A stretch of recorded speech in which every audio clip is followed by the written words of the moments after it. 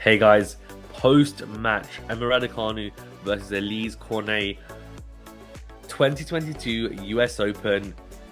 The reigning champion, defending champion Raducanu falls to the French veteran Elise Cornet 6-3, 6-3 in what can be described as not the highest quality of match, but an exciting match nonetheless. We're going to break it down. Before we do, remember to hit that like button and subscribe if you're new. Thank you to everyone that joined the live commentary that I did for the match, and apologies for a little bit of the croakiness, of course, from the voice as well. If you're listening on a podcast platform, remember as well to leave a rating or review. Thank you so much. Really do appreciate it. Like and subscribe if you're watching on YouTube. So, the teenage sensation Raducanu came onto the scene, beating Leylah Fernandez in the final of the 2021 US Open final, and hadn't dropped a single set of the US Open as well. So she dropped her first set of the US Open in the first round here.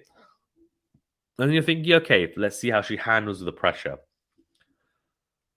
One thing I want to address before we even get into the stats, because of course the stats are telling in some ways, but in other ways they can be, they can almost drift away from some of the integral points as to why a match was won or lost. Raducanu was up a break in both sets.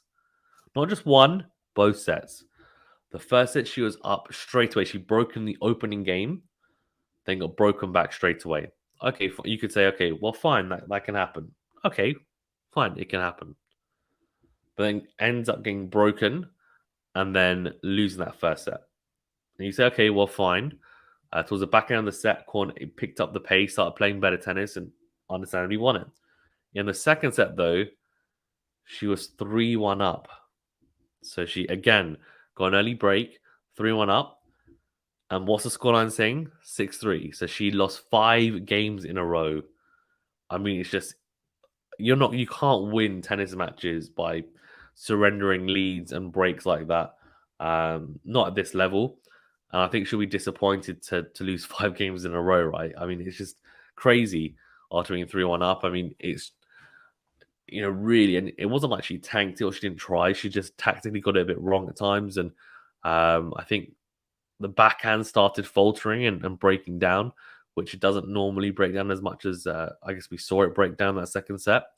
And Cornet caused a lot of problems. So we'll get into that from a more tactical point of view as well.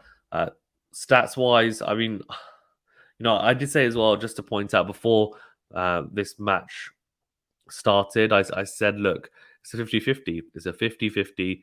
Elise Cornet has been one of the most informed players in the last year and a half on the WTA Tour. She's so consistent. Yes, she's not a top 10 player at the moment currently, but she's in and around the kind of whatever it is, top 25, top 30, top 35, and that rightly so, because she's had these good runs, not just in other tournaments, but mainly at Grand Slams. That's what's great to see. 9 double faults, she definitely struggled with her serve. At times, there was 3 double faults in one of the games, which actually gifted Raducanu the break to go 3-1 up, and then obviously Raducanu blew it next game. First set percentage, pretty low for both, honestly, 52% and 60%. First set points won, 52% for Raducanu, 64% for for Cornet, and second set points won for Raducanu, 30%, 38% for Elise Cornet. Now, this is where the difference lies. Breakpoint saved 3 out of 10, so I had to deal with 10 breakpoints. For Elise Cornet, only 6. So 4 less breakpoints to save. But yeah, just interesting. The winners unforced errors. Look at this. 22-22 for Elise Cornet, so completely even. That's kind of like the minimum you're looking for. Twice as many unforced errors to winners for Raducanu, 15-30. And then, I think distance covered, we don't need to look at that. That's just how much they run. But understandably, Raducanu ran more because she ended up losing. So you end up running a bit more as the play's being dictated to you. Net points won, 5 out of 13 for Raducanu, 14 out of 16 for Cornet. Something for Raducanu to work on. Right, let's talk about it from a more tactical point of view then. So I think generally Raducanu didn't have too much what's the word?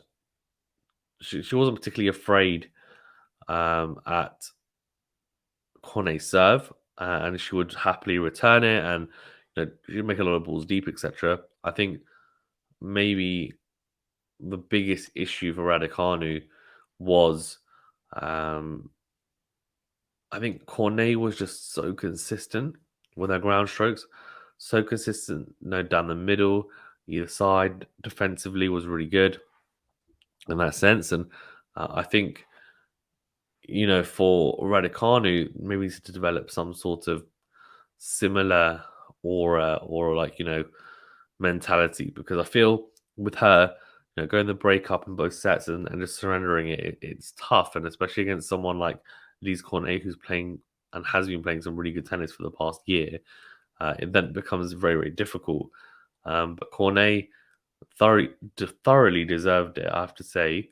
Yeah, I mean, for Raducanu, it will be a massive wake up call. She will plummet down the rankings now because of it, and she'll be probably hoping to bank on wildcards going forward, for a little bit anyway, before he figures out what to do. But for Raducanu, it was a subpar performance for sure. I think forehand to forehand, they both make some errors, and that's fine. It's not like huge errors, but just little things. And then on the backhand to backhand exchanges, Cornet had the better of them mostly, because there's a couple of factors. The first one was she was able, and she was not just able, she was willing and able to change and go up the line first. And when she did, it was so big and so precise that you're not even getting anywhere near it. Not anywhere near it, I promise you, for the most part, as long as you're not standing right next to it. So, to me was just, yeah, it's a match-winning shot. It really is. It's so, so good. And the drop shots as well that Cornet was utilizing, especially in the second set. Really interesting the way that kind of gripping the racket. Yeah, look, I mean, the drop shots were just really, really good from Cornet. They really were. Knife edge stuff from the French lady, and I have to say she played some blinding drop shots. Not just that's run of the mill. No, these are really, really good drop shots, which Raducanu tried to chase down, couldn't get to them. Also, her willingness to come to the net.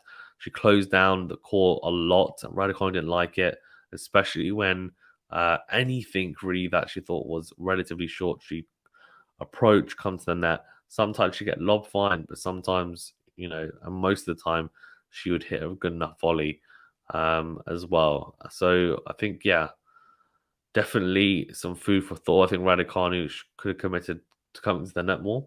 And it's interesting that she lost the match by coming to the net. Almost, yeah, poetic, I guess, to say the least. But look, I mean, for Raducanu, I think it's an interesting one because, twice as many errors to winners. But look, I mean, in the end, it was, as I said, an entertaining match. It was definitely a disappointing one if you're more a Toglu Academy fan, and also because Halep and Tsitsipas went out, but now Raducanu's out, and Tursunov, who knows what's going to happen with her coach. Guys, thank you very much, guys, tuning in. Really appreciate it. Remember to hit the like button and subscribe if you're new. Are you surprised Raducanu's lost? I'm not. But yeah, a couple of stats and also takeaways that I had